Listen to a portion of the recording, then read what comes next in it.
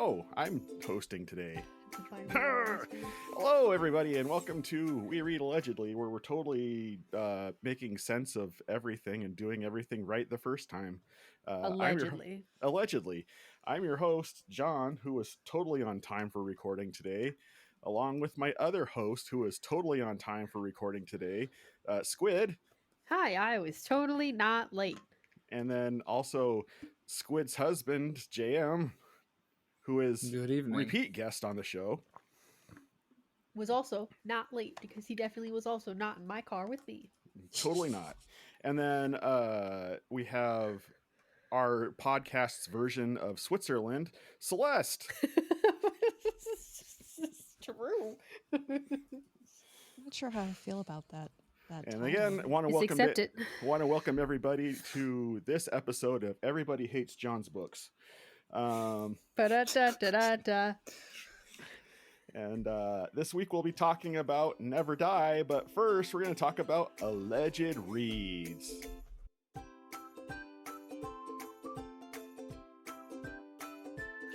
All right, so what are we allegedly reading? The person who really wanted to do this segment this time was Celeste, and I want to know why. So Celeste, what have you been reading? I have been reading The Will of the Many. And Sounds like a communist manifesto. worse. Uh-oh. So What could be I'm worse than a communist? going to read no, I'm not, because that gives away too much. So basically, in the world of The Will of the Many, the magic system, because it's a fantasy book, the magic system is that people can give over their will, their focus, their strength, their drive. They can give it to somebody else. And it makes that person stronger. And so then you end up having this like pyramid scheme, very Roman-esque world. They take over the world, much like the Romans tried to do, except they actually do it. And like it, there's the levels of and how much will you have from other people dictates how powerful you are. And there's all this like political intrigue and a murder mystery. And at the same time, the kid who's trying to solve this murder mystery is also trying to bring down the hierarchy, which is like the pyramid scheme for life thing that's going on. And it's fascinating. At first I was like, this is okay. This is giving Red Sun vibes or Red Rising vibes. And I was like, okay, cool. You know, it's whatever. And now it's starting to get weird. Weird good or weird crappy? No. Weird good. Like, Okay. Oh, that's it's good. delving into the not like I'm married to a shark weird, but That wasn't pointed or anything. Listen. not at all. Sorry, Karen. Ironically, Karen is who I found out about this book from. Okay. So clearly I don't judge Karen's book tastes based on one book that I disliked. But it's like there's something else going on other than the murder mystery and this child, because he's a child, trying to take down an entire social system. So Is it bad that when you were first saying that like this system works by people taking will from other people and they're collecting these to become more powerful for political clout and whatnot, that it made me think of the movie In Time with Justin Timberlake? That's what it sounds like. I've never seen that. Clearly John has seen it. I've seen the all have previews. these like timers on their wrists with like how many years they have, and it's like currency. Yeah, And they you can can like give your lifespan to somebody else for currency. That's just what it made me think of. It's more like people choose to have ADHD and split their focus because when you're seeding your will, it has a physical response. Like you're not as active, you don't want to do as much, you don't feel as good. Right. And so they also have a thing of the political criminals are on what they call sappers, where they just lay on a table and all of their will is taken. Oh, Hopefully, the government doesn't read this book. that's kind of what prisons are anyway. So, but yeah, it's fascinating. The further I get into it, the more I'm enjoying it.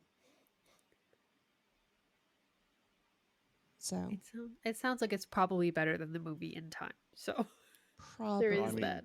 Justin Timberlake as an actor, so Hey, that's Justin Timberlake can act just fine. He was not the biggest problem in that movie. I'll take your word for it. I never watched it, but being as he's been so vocal, JM, have you been reading anything allegedly? Since I finished the subject of this podcast, no, we've been listening to a book together called The Anxious Generation, very sporadically, that is about the mental health repercussions of the age of smartphones on young people. And it's been interesting and not particularly uplifting, although it does definitely present some silver linings and potential solutions to the tide of serious problems that it's bringing with it. I have a feeling this book probably says what all the people were saying when the smartphones first came out in the first place. Like it's sapping kids' social abilities and causing sirens to go off in the distance. And No, that was someone's It's a car. car. oh, nice. sounded like Yeah. one of those crotch rockets. I mean, it kind God. of it sort of connects what's happening with smartphone and the rise of, like, kind of he calls it safetyism, but just these parenting styles that emphasize protecting and insulating children. Oh, helicopter That parenting. kind of started in the mid 80s, and how that's sort of the stifling of real world experiences combined with unregulated activity in the digital world is causing a great deal of misery and strife for young people. That's interesting because you can totally see the divide between like Gen Xers versus millennials on that level. And this one even draws a bigger, not to take this alleged read that I'm allegedly also reading with you. It draws a bigger line between what Gen Z is now going through as the first generation that's been entirely raised with it. Ooh. Yeah, it's interesting reading it as an old Gen, because I am technically Gen Z, is an older Gen Z that kind of came right before. I kind of got the last few years of pre-smartphone life, and then a lot of this happened while I was in high school. So You guys make me it's feel interesting. old. All right. Snatched him up young. Well, you're not exactly old I'm either, no so spring chicken. Ask my Okay. back pain. well that just Your means back you is got older than bad the rest of genes. you. That doesn't mean you got. Yeah, my back's been old since I was young. All right. Is that your alleged read too, Squid? No, I was not going to talk about that one because I figured it's what he was going to mention because it's the only other Thank book you. he's reading. Should I talk about a book that I absolutely would not recommend and thought was the weirdest thing I've read recently, or a book I actually liked? I'm Well, into now I hearing. wanna know. I'm into hearing the weird stuff. Yeah, now I want to know what that is. Okay, so how I found this book was the Storygraph's Onboarding Challenge 2025. Oh, And Storygraph just gives you a nice set of challenges kind of to explore the features of their website, which is a good way to make people explore how to use it. And this challenge was read something off the TBR of someone you follow. So I went to everyone I followed, and this one popped up more than once. And it had popped up in like a recommended. So I was like, yeah, sure, I'll get this. So I got The Vegetarian by Han Kang. Okay. And I would not recommend it. I listened to the audiobook because it was available. So I figured that would also make an easy access.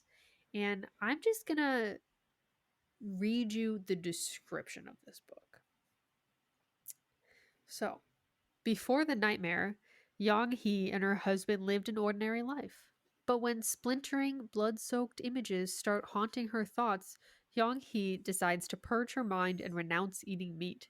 In a country where societal mores are strictly obeyed, Yang He's decision to embrace a more plant like existence is a shocking act of subversion. And as her passive rebellion manifests in ever more extreme and frightening forms, scandal, abuse, and estrangement begin to send Yang He spiraling deep into the spaces of her fantasy. In a complete metamorphosis of both mind and body, her now dangerous endeavor will take Yang He impossibly, ecstatically, tragically far from her once known self altogether. I did not read that description before I read this book. This book is only 5 hours long, and I was confused for all 5 hours of it. It's got some pretty dark stuff in it that I would say you should read the summary warnings before you go into it, and then also don't go into it. It was so not even like this is a fun weird way. I was just like, what am I reading? when Squid tells you something's dark, you can take that to the bank. Mhm. There were like descriptions of these nightmares, which were like people turning into animals and being like eaten, and then a lot of blood and gore. There were some uncomfortable sexual moments in this book that I did not expect based on where we started and where we ended up. It was just like a weird affair with a brother thrown in there that I was Excuse not me? not her brother. Oh, okay. Her husband's brother, I think. Okay. Again, I don't know. I kind of lost track. There was something about a birthmark. I don't know. It was a weird I suddenly was read. having a flashback to the time I watched Old Boy. No, no, it was no. I don't know. There was a lot about birthmarks in there actually. They were Okay. called Mongolian marks. Oh, yes. So there was like That's a specific, okay, so that is a specific birthmark that Asian people get, yes. and they are dark and they look like bruises. Yes. And I know this because my little brother has them on his back. So yeah, they he usually looks like are on the back or the he butt. looks like someone beat the snot out of him. Does he still have his? You know, I don't know. He's 18 now, and so Yeah. he generally doesn't run around the house You in know? a diaper You know? anymore. So Some do. I don't know. But Not apparently they Noah. tend to fade. It's a lot like port wine stains, so they tend to fade as you get older. But there's a large portion of these 5 hours is dedicated to the fact that there is a Mongolian mark in this book and it didn't fade. I don't know. I learned a lot. all I know is that we kept a like printout of the Wikipedia page of it explaining what they were in his diaper bag. So if somebody else, like in the Yep. church nursery or whatever, changed his diaper, CPS didn't get called. Fair. You know? Yeah, because they do. They They're like look bluish. Yeah. they look like bruises. Anyway, that's what I read. You sound so happy about it. Well, I wish It I was could say weird. what Hey, I was reading fulfilled allegedly. the channel. So I wish I could say I knew But what you're I allegedly was not reading reading? allegedly, but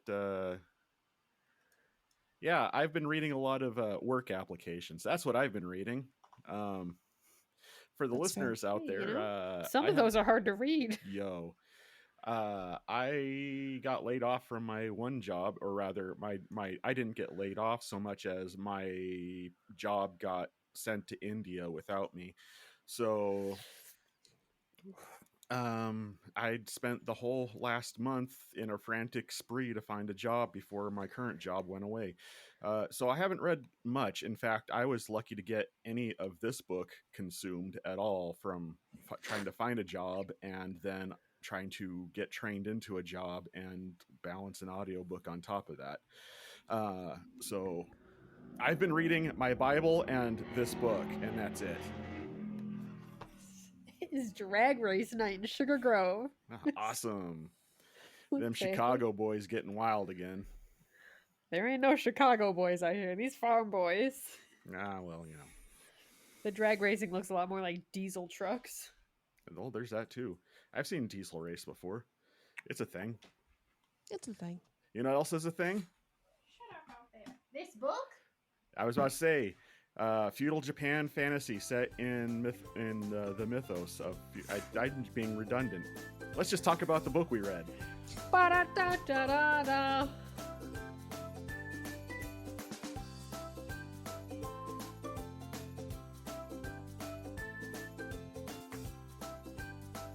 So we read "Never Die" by John. Doesn't have the stuff up again like he Rob never does. Hates. Thank you, Rob J. Hayes, and I'm even friends with him on the Face Space. Put me in contact with him. We gotta talk. Well, no, I'm not going to do that. I got Trying some to things find my. say. I'm trying to find my copy of it because I actually. Can somebody else read the back of it? Because I actually have the whole trilogy in one collection, and I have a feeling my description's not going to match what you guys got. Ein is on a mission from God, a god of death. Time is You up say for the mission- emperor. What? You say mission from God, and I hear the Blues Brothers. Sorry. We're on a mission from God. Keep going. I'll play that over the back of this. Can we buy the rights to that song? Time is up for the Emperor of 10 Kings, and it falls to a murdered 8-year-old boy to render the judgment of a god. I knows he can't do it alone, but the Empire is rife with heroes. The only problem? In order to serve, they must first die. Ein has 4 legendary heroes in mind, names from storybooks read to him by his father. Now he must find them and kill them, so he can bring them back to fight the Reaper's War. The Shin Megami. It's weird. It's weird. They're just jumping around the vernacular that's used in the book on that. Mm-hmm. Yeah. So This let's talk about this book. Squid, you seem to have something to say about it. No, well, I was just going to say this is a really good example of a very short background that you back. Cover. Thank you. Thank you. It's the word left me. The description on the back of this book is short, so you wouldn't think it would give away a lot, and yet that's more information that I think he shouldn't have put on there. I agree, but that's where we're at. He kind of really just threw it all on there, didn't he? Yeah. I will share with you, page 1 is when I started making notes in this book. Oh, So I started early, and I would just like to read for you the first sentence of this book. okay. This book reads prologue. That's not the first sentence. That's just the title. A Tommy Cho woke up to the screams of her own death. And then I highlighted that and then just wrote edgy because that's how I felt. Okay. Someone else can talk now. I love how you just wanted to make a point of saying edgy for the first line. And you're like, okay, that's all I wanted to say. Yep, that's all I got. Well, my second note was just weeb. I can't even think about what. I don't even know what you put that down for what happened in the first Her page of the first book. katana piece slid from its side with barely a hiss, cutting a silent, bloody arc. And you put weave? Weeb. Weeb. Weeb. Oh, weave. I will okay. say- Weeb. I thought you said weave, and I'm like, what does her hair have to do with anything? Oh yeah, she took Wrong that type off of and started weave. fighting. John, first off, did you enjoy this book? I did. Okay. I can tell that you enjoyed it because it reminded me of Musashi. How indeed? Oh, hold on. For two very different. You have someone that is probably on your side about our overall opinions of this book that thinks that was a crazy statement to make. Because it's the very focused on the fighting. There is hints of very vague romantic type stuff, and then just generally very boring. Wow. So Sorry. I will say this is a book that was written for someone like me who grew up in the 1980s ninja fantasy era. So, like, It was just predictable, though. you say that like it's a bad thing. In this type of book, yeah, it is. Really? If I can It's- guess by chapter 2 that they're all dead, yeah, that's bad. Okay. At least get me to chapter 6. You started to say something, John Michael. I'm sorry. well, I don't think the fact that it was predictable. I'll start by saying that I read this book at the behest of some very colored opinions I was hearing about this book, so I cannot claim I went into it with no bias. However, I've had a lot of issues with it. I did feel like it was a quick read. Yeah. Sorry. I think you're in the firing line tonight.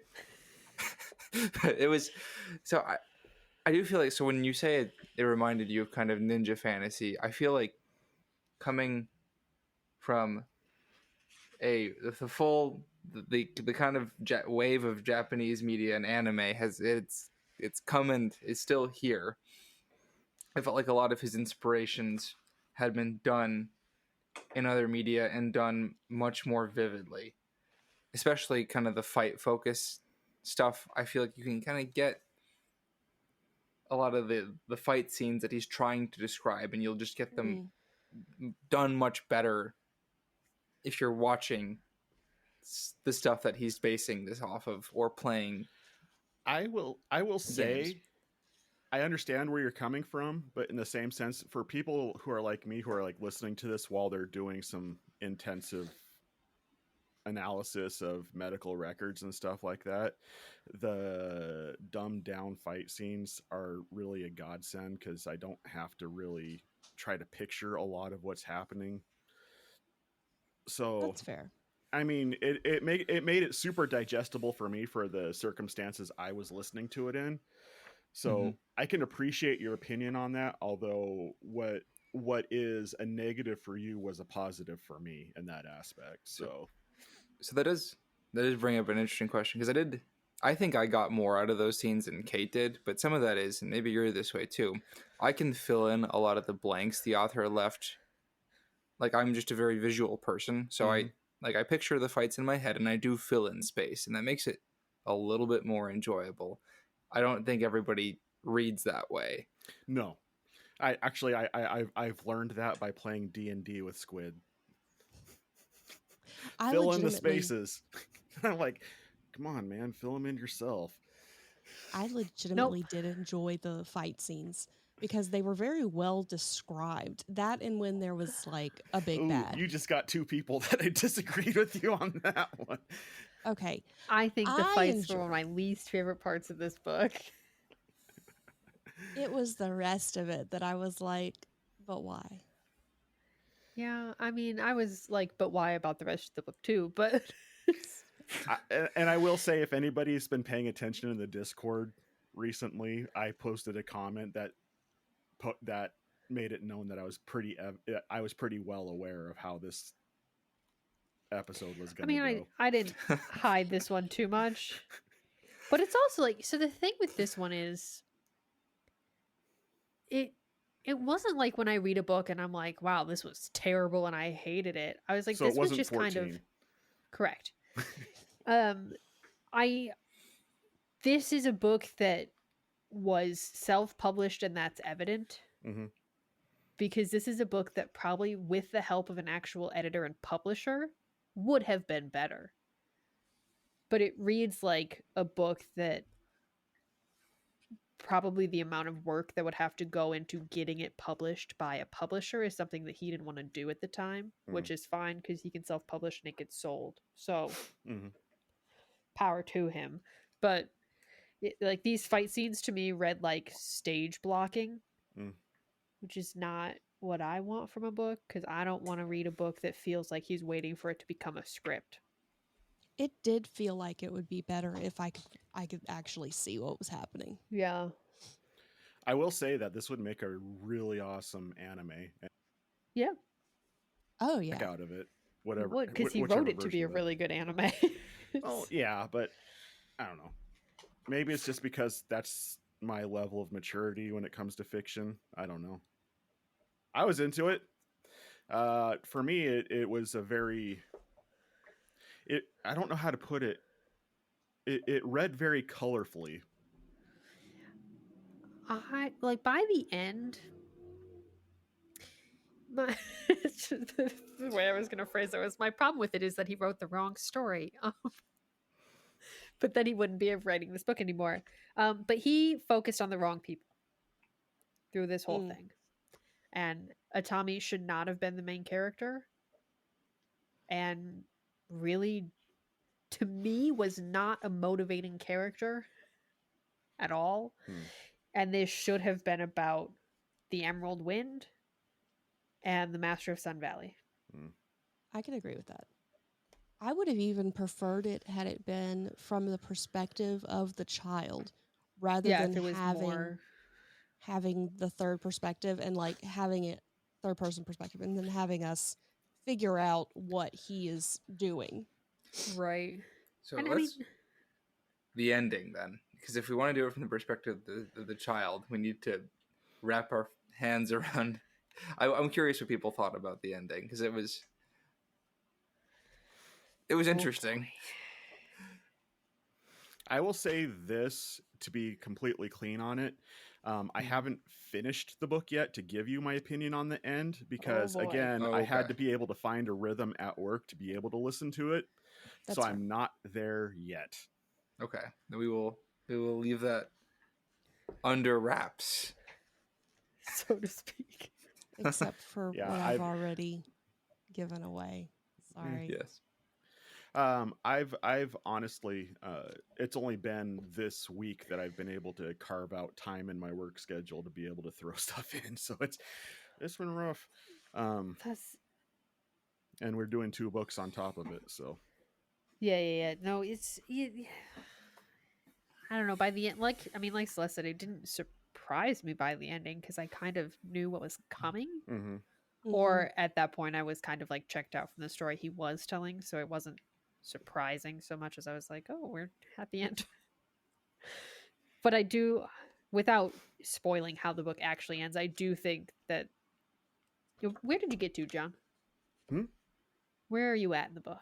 What's happening? I just finished the second yokai attack after they killed the Wushu master. Is that the Tangle? No. The eels? Yeah, I think so. I think that's before. It's not the ball of eels. No, he's there for the eels. He jumps into it to save Chen. Is it the ball of eels, Josh? I don't think so. No. There might be one before that. Is it the Oni? Where he is there. No, the Oni's after. You guys can spoil it. I'm still going to finish this book. I'm super into it, so. Okay. Well, what I'm going to say isn't really a spoiler, but the way that he concludes Emerald Wind and Master of Sun Valley's stories are perfect comparisons to each other. And instead, they both get like a page.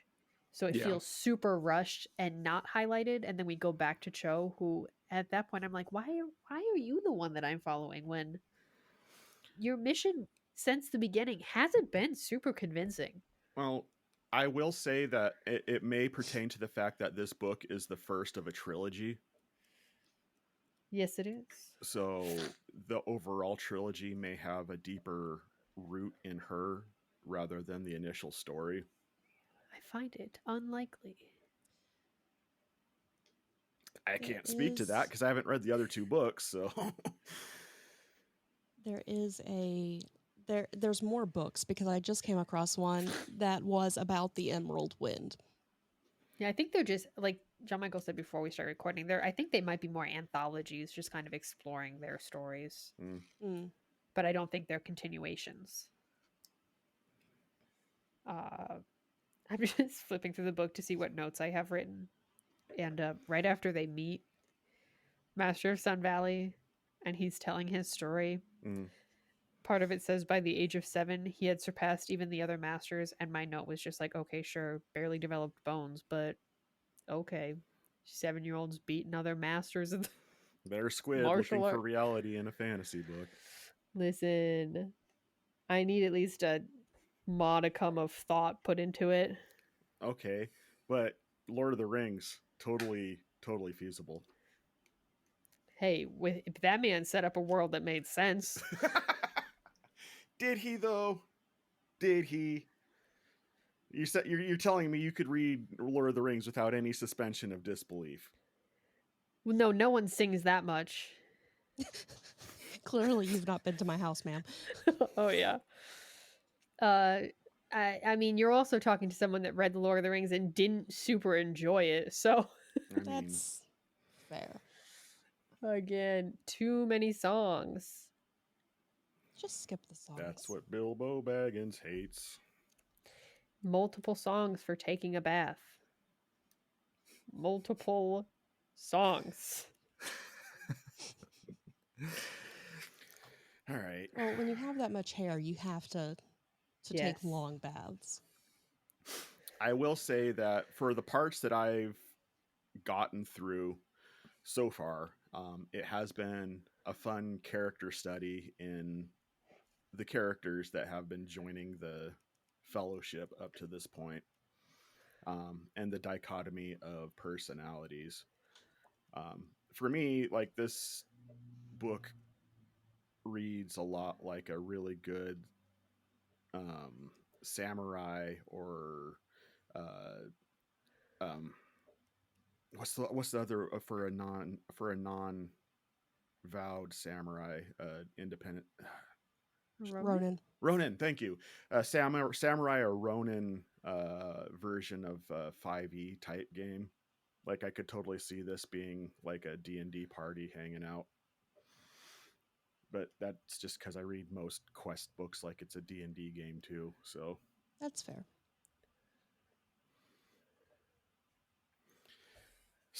everybody but me didn't like it for different reasons.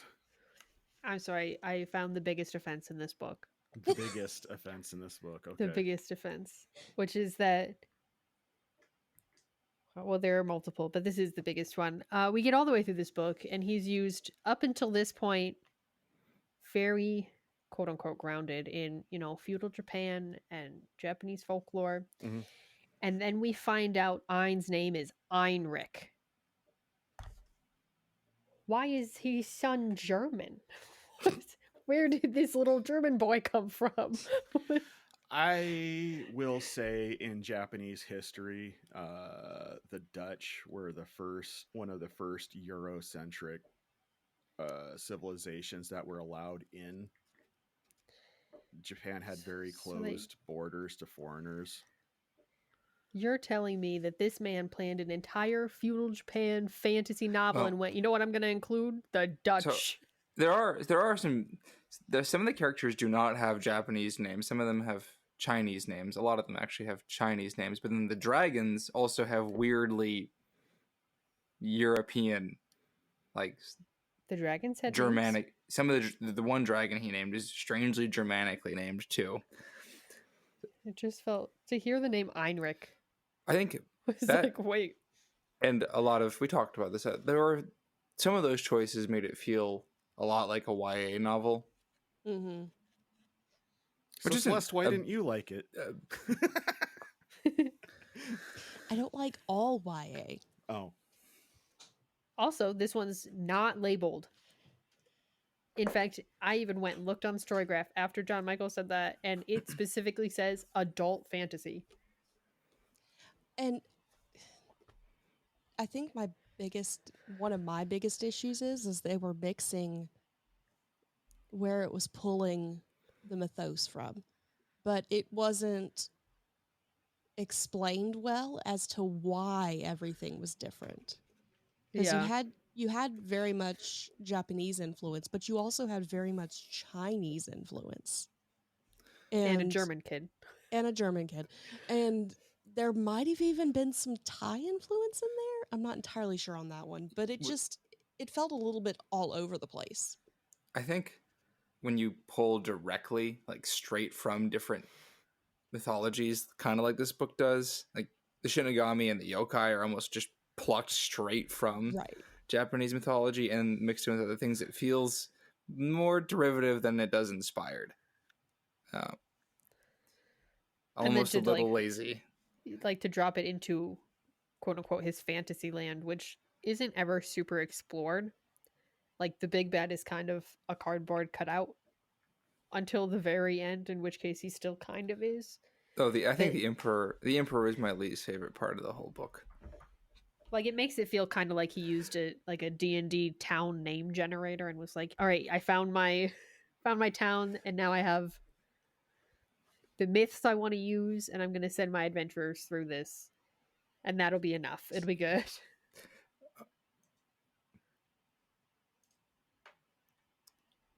I see the words forming in your mouth. No, there were things I did like about this book. Ultimately, I thought I really, really, really liked the idea of the Master of the Sun Valley's character.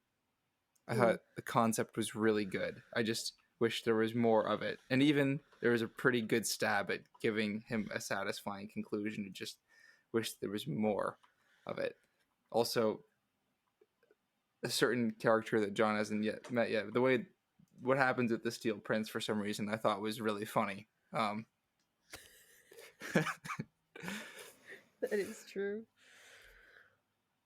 Like he sets up these characters and starts to be like the Steel Prince is gonna save us, but also no, he's also a bad guy because he would just do the same thing. So don't root for him too much because I don't want to include him as another character now.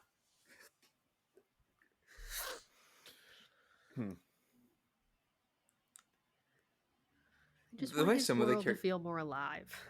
Well, the way some of the characters are handled, I feel like, and the way that things end for them, I feel like it almost could have been a lot more funny because there's, I don't know, like he puts a lot of effort kind of into presenting them, and then the way he sometimes has them exit the story is done with this very just kind of like I mean somebody literally just gets shot by a cannon and disappears forever, and it's like goodbye. There they go. It's entertaining in that way. It's funny that you say that because that reminds me of another podcast I do, The Bottom Shelf. We talked about a movie I enjoyed much more as a child than I did on our second viewing of it for the podcast, called El Diablo, which was a direct to HBO movie. And there was a couple characters in that where it was just like they introduced these characters with great fanfare, and then 2 scenes later it's just like, oh, he got killed. Yeah. Bye. It's just like, wait, what? So as soon as you said that, I'm like, oh yeah, that reminds me of El Diablo. Yeah, it's like the kind of thing where he really wanted to introduce you to this cool character idea he had, but then didn't actually want to continue writing the character. So he was like, I did the fun part. I just got a cannon. I know. He had a weird, there was a lot of telling and not showing. A lot of telling and not showing, in which some characters would just I don't know if you've gotten to the part where Cho has explained her swords yet. No, but I've got a pretty good idea. At least for peace. I don't know about the other sword that she won't pull. If you've played, what is it, Sekiro? Did you say, John Michael? Yeah. So I this book did release before Sekiro Shadows Die Twice, John. Yeah, it's a FromSoft game. It was the last From Software game I gave a try before I decided that From Software what a game to try. Well, no, I've played the Dark Souls games too, as well as Bloodborne.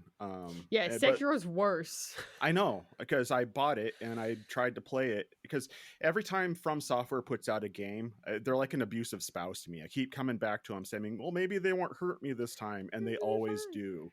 But they're lying to you. Yes. So Sekiro was the one where I had my Tina Turner moment, and I said, enough's enough, Ike. I'm not coming back. Sekiro's pretty violent to everybody. Well, it's almost like he got the story notes before the game came out, because the way her swords work, some of the themes in general, it's almost identical to the two main swords in that game. And I was like, Which are called something that's similar to the title, right? well, sort of. I mean, it's one of the them's mortal, called the Mortal Blade. Techniques Yeah, is the name of the series. Sekiro has the Mortal Blade, and then but her swords are called War and Peace, which is. But when it comes time for him to be like, you need to know what her swords do, she literally just sits at the fire and monologues for like a page about what they do.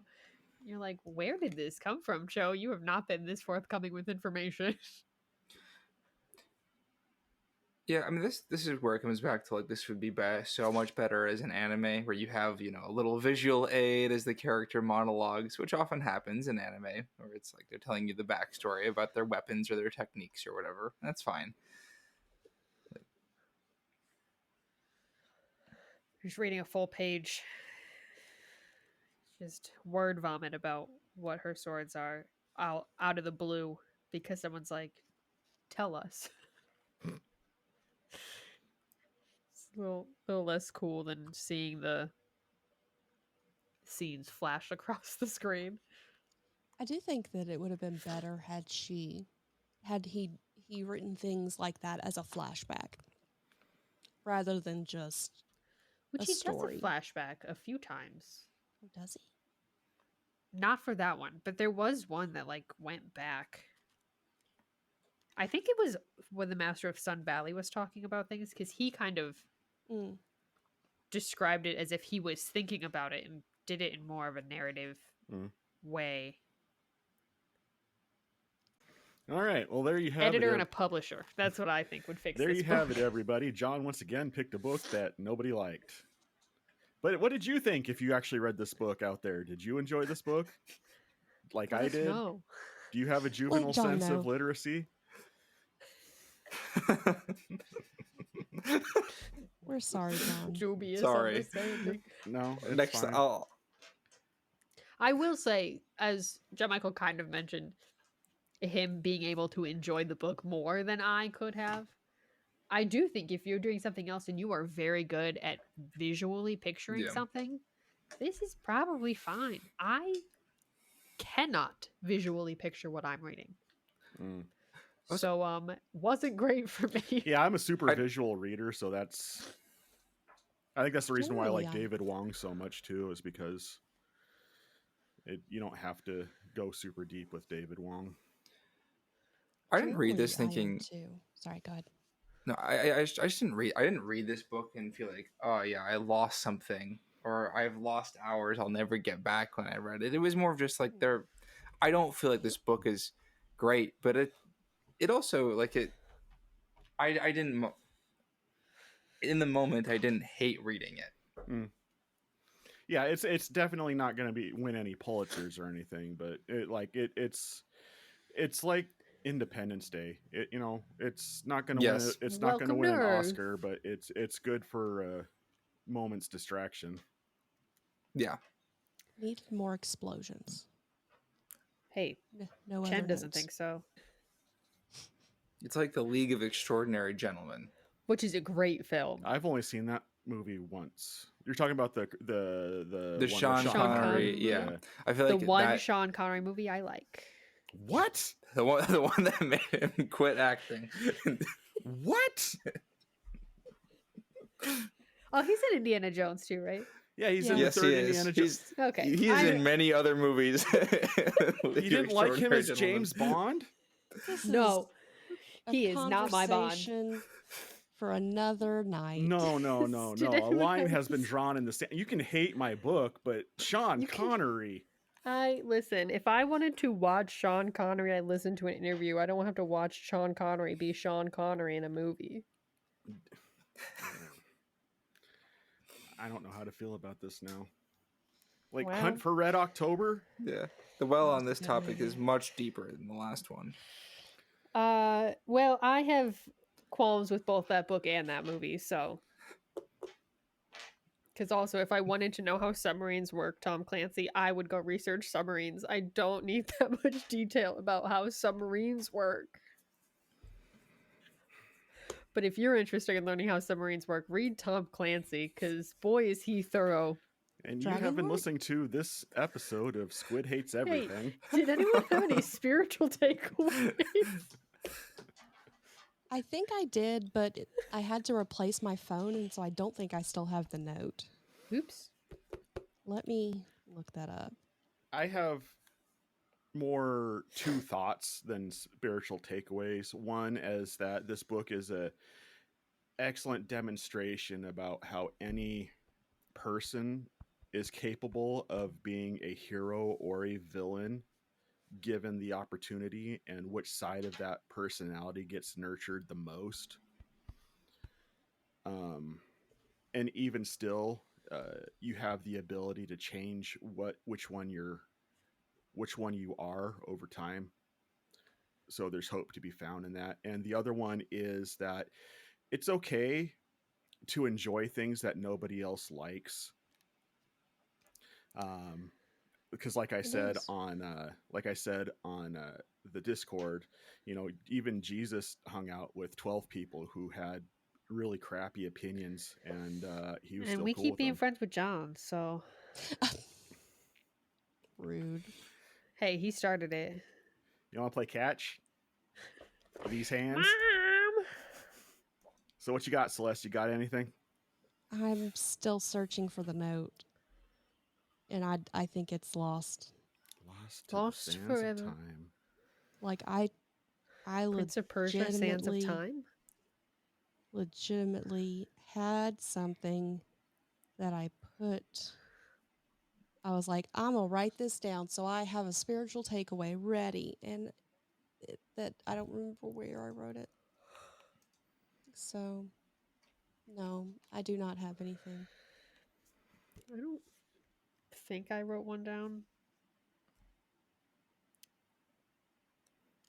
I wrote a lot of things down. I think kind of in parallel to what you said, John, and also there's a line in this book, I think the Sun Valley says it to Emerald Wind, when Emerald Wind is on his little tangent about how I'm such a bad person and I'm terrible and I could never be a hero. And he says, again, I think it's him who says something about how it's not, like, it's only one act of goodness you need in order to be a hero, as opposed to, you don't have to do everything right. But I think kind of in contrast to just, kind of that nurturing thing where it's like, yeah, there is really only one thing that you need to do to quote unquote be good. I won't say good because that's not actually what we're called to be as Christians. But, as long as you accept Christ, one thing, that's good, but that should then generate fruit and should lead to doing more of those things. And if you are consistently still perhaps doing not great things, we should reevaluate some stuff and talk about that. Yes. And also not to expect yourself to be perfect, because you ain't the hero of the story. So No, I've heard it best put. There was a podcast I used to listen to before it got too political called "Welcome to Night Vale," and they used to do openings on that. And one of the opening quotes that they did on an episode, and I will keep it with me for the rest of my life, is that death is only the end if you think the story is about you. True. Much like this story, there's a lot of death. Yes. 1 out of 1 people will die. There's a happy Not- thought. Not as much death as in the King book that we are going to be talking about this month. Did they actually die in that book, though? I mean, Find out soon. Find out later. All right. Does anybody got anything else to say? That's... Nope. So long, and thanks for all the fish. Bye! Bye! This month, we read Never Die by Rob J. Hayes. You can... No? What do I say at the end of this podcast? Oh my goodness gracious. I need a nap for at least 9 hours. There is It's so just much sleeping. material for the after credits sequence. Mm-hmm. Give her a hand, Solomon. There you go. What do I say at the end of this? I don't All remember. words have left my head. Like, it has literally been forever since we recorded. Like, Oh, because you weren't on the last one we did. no, because that was right fresh from me losing my Mhm. job. Okay. We're gonna get through this. We're gonna start over, and that's just gonna be better for me. You I guys belie- can leave if you need. I believe in you, Squid. Thanks, Solomon. Shh.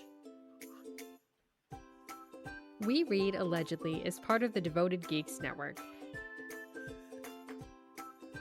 The network devoted to letting you know that you are loved. Can you stop? Go. Sorry, I was trying to help. Gosh. Just let the podcat be Jam, the podcat. Jam looks like a noir film right now. Yeah, I don't know what's happening with my camera. It's Bro's an extra and he Need raised her race head at the now. moment. Say hi to David Lynch for me. We Read Allegedly is part of the Devoted Geeks Network, devoted to letting you know that you're loved. You can find us wherever you listen to podcasts every first Saturday of the month.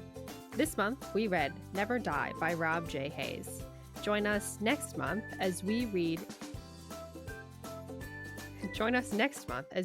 Forging Hephaestus by someone Hayes. Drew Hayes. Drew Hayes. It's like it's another Hayes.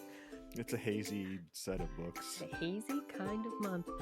Join us next month as we read Forging Hephaestus by Drew. Good Jeez. Lord.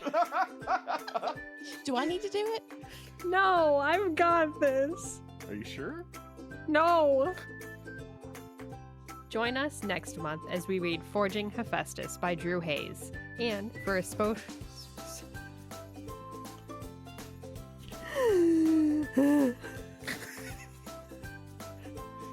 And for a special bonus episode in our Year of King as we read Salem's Lot. We'll see you then. Sir, I'm having a crisis. I have to figure out how to edit all of that together. You're welcome. We Read Allegedly is part of the Devoted Geeks Network, devoting to letting you know that you're loved. That's not how you pronounce that word. Devoted to letting you know that you're loved. This month we read Never Die by Rob Lowe. No, that's what you just said. Nice. Yes. That's not who wrote this. Can you imagine if Rob Lowe wrote this book? Oh my god.